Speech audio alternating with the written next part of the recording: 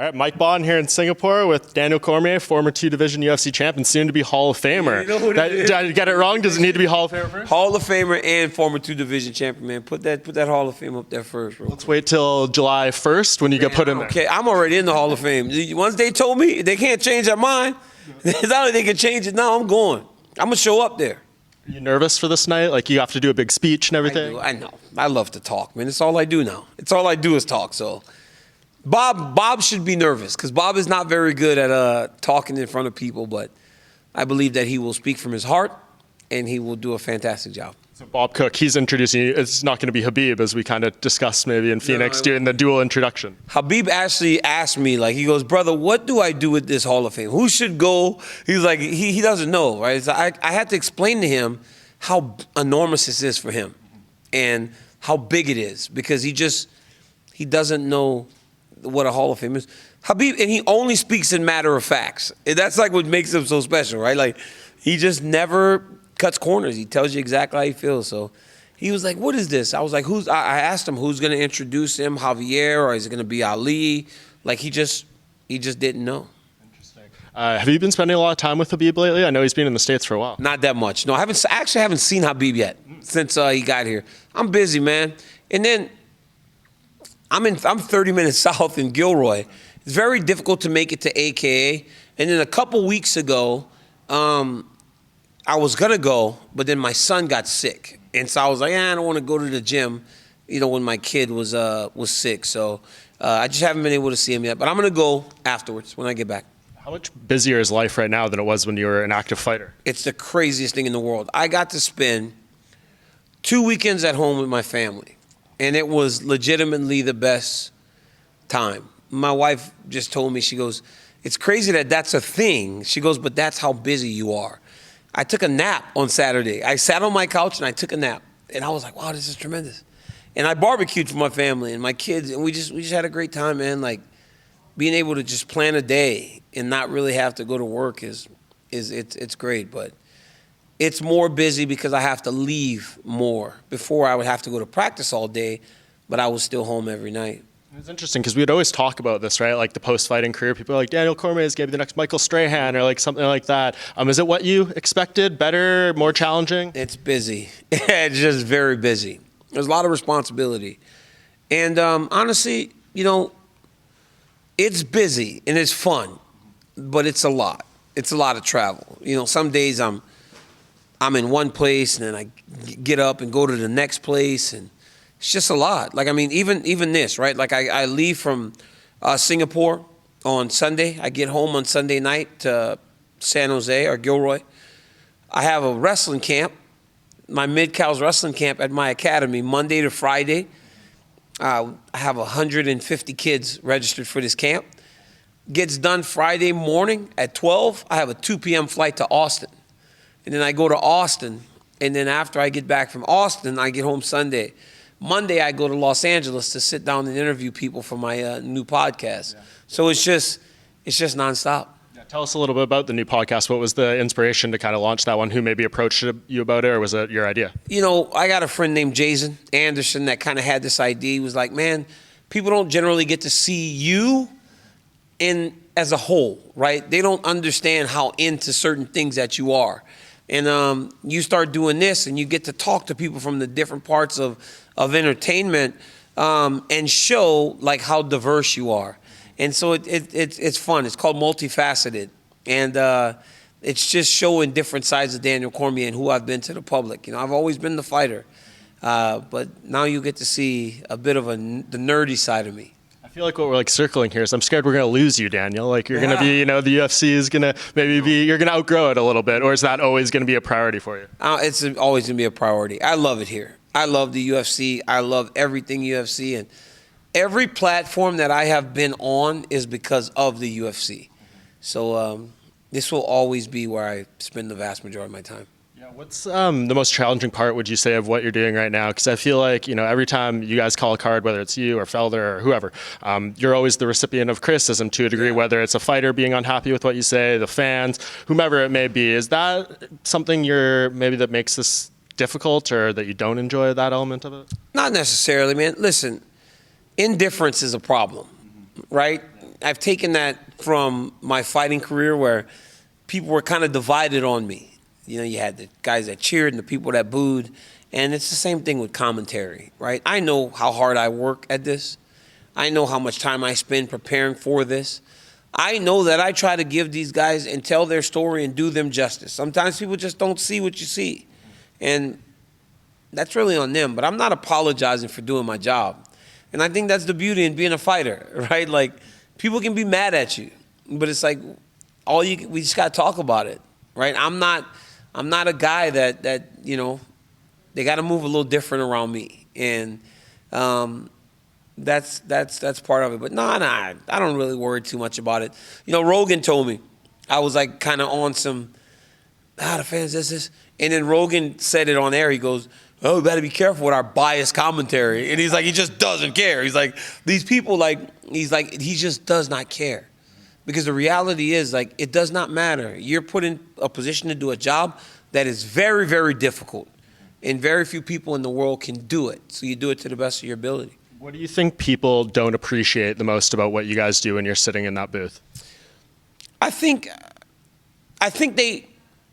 sometimes you watch a fight and you think that you're seeing one thing, and we may be saying something on the opposite side, and you think, but the reality is, like, we're trained to watch this. I don't watch this with a bias.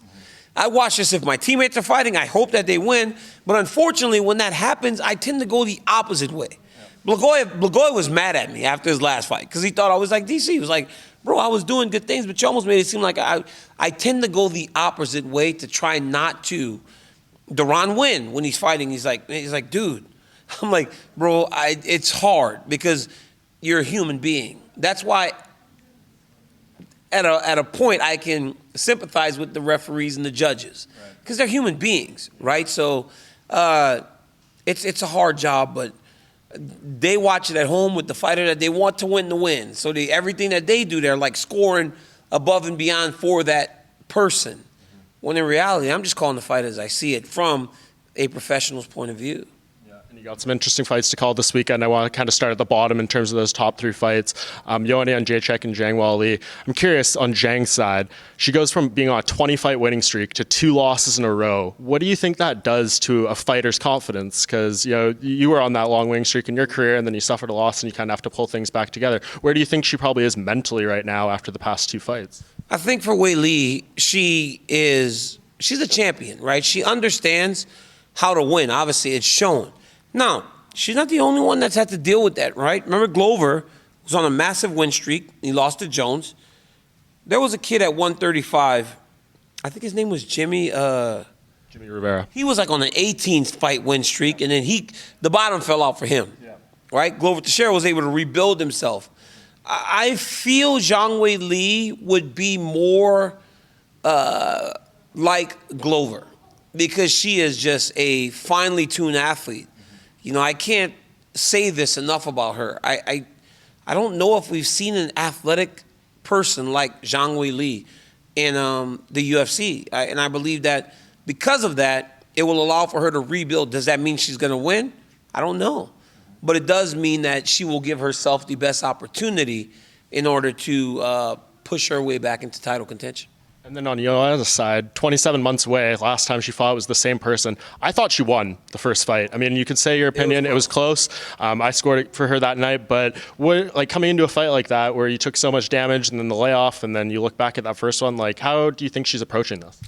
Smarter. That was the buzzword when I sat with her earlier.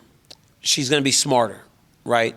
She understands that just standing in the middle and trading is not to her benefit.